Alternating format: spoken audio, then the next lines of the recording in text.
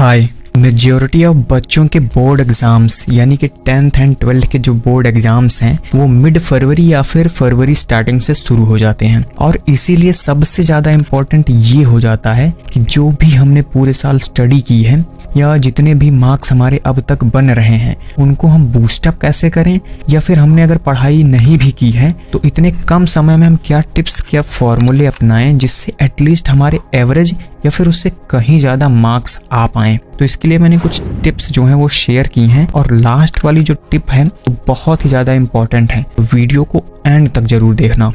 देखो, सबसे ज़्यादा बच्चों के मन में जो क्वेश्चन होता है वो ये होता है कि हमें आखिर पढ़ाई कितने घंटे करनी है। मैं आपको कभी ये नहीं बोलूँगा कि आप 10 घंटे पढ़ो या फिर 12 घंटे, लेकिन अगर आप एक घंटा एक सब्जेक्ट के ऊपर देते हो तो वो डेफिनेटली बहुत ही सफिशिएंट टाइम होता है। और अगर इतना भी समय आपके पास नहीं है, यानी कि आप किसी ऐसी जगह से या फिर किसी ऐसी फैमिली से बिलोंग करते हैं जहाँ पर आपको घर का काम भी करना होता है, तो आप एक काम कर सकते हो कि मैथ और साइंस जैसे जो टफ सब्जेक्ट हैं उनको आप एक घंटा दे दीजिए और जो बाकी के जो सब्जेक्ट्स हैं यानी कि थ्योरी बेस्ड उनको आप 40 मिनट या फिर 30 मिनट जैसे भी आप दे सकते हैं वैसा दे दीजिए। और इस तरह क्या होगा कि 5 घंटे की स्टडी भी दिन में बड़ी आसानी से कर लेंगे और आपको एक्स्ट्रा टाइम भी मिल जाएगा एक्स्ट्रा एक्टिविटीज के लिए।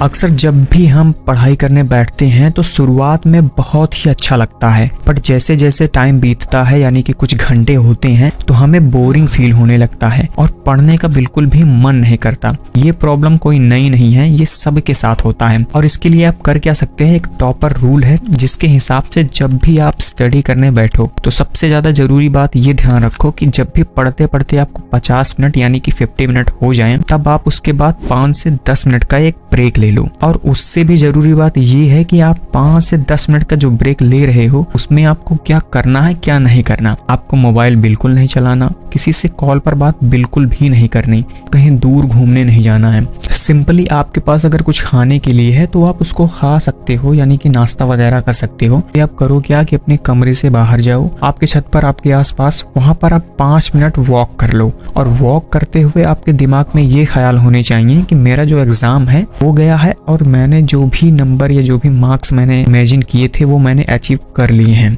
इससे होगा क्या कि आपका जो दिमाग है वो रिलैक्स होगा और जो भी डिस्कम्फर्ट आपको 1 घंटे की पढ़ाई में हुआ है वो हो सकता है आपके बैठने की वजह से आपकी पीठ दर्द कर रही हो, तो वो जो है कम हो जाएगा और आपका दिमाग जो है फिर से नए चैलेंजेस के लिए तैयार हो जाएगा।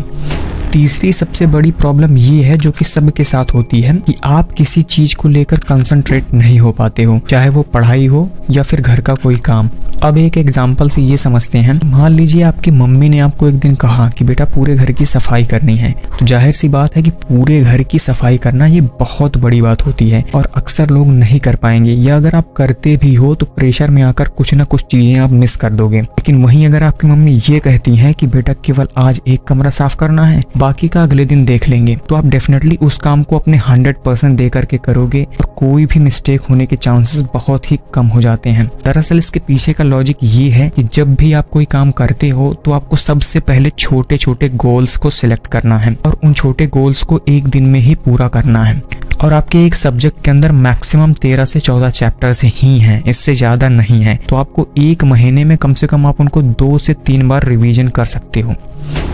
डिस्ट्रैक्शन एक ऐसी प्रॉब्लम जो लोगों से उनके गोल्स उनके ड्रीम्स को अचीव करने से दूर करती है और इसके सबसे ज्यादा एग्जांपल्स हैं social media platform, video games और कुछ ऐसे फ्रेंड्स जो ऊपर से बहुत अच्छे बनते हैं पर अंदर से उनको आपसे जेलसी फील होती है। तो सिंपल सी बात है, आपको एटलीस्ट इन सब से 1 महीने की दूरी बनाकर रखनी है, क्योंकि कोई भी फ्रेंड हो आपका कितना भी करीबी हो वो कभी ये नहीं चाहेगा कि आपके मार्क्स जो हैं उससे ज्यादा आए। मैं आपको किसी से दोस्ती तोड़ने की सलाह नहीं दे रहा हूँ, बस ये कह रहा हूँ कि जो जेलसी या फिर ईगो जैसी चीजें होती हैं ये इंसानी फितरत होती है यानी कि ह्यूमन नेचर, और इसको बदला नहीं जा सकता। आप में भी थोड़ी बहुत होगी, सब में थोड़ी बहुत होती है। बस आपको करना क्या है कि जब तक आप अपने गोल्स को अचीव नहीं कर लेते तब तक एटलीस्ट इनसे दूर रहो। अब ये एक बोनस टिप भी है। अब यहाँ पर क्या है कि आपने उन चारों टिप्स की मदद से 5 से 6 घंटे की पढ़ाई आपने कर ली है। बात क्या आती है, अब आती है बात मेमोराइज करने की यानी कि रिकॉल करने की, चीजों को याद कैसे रखें।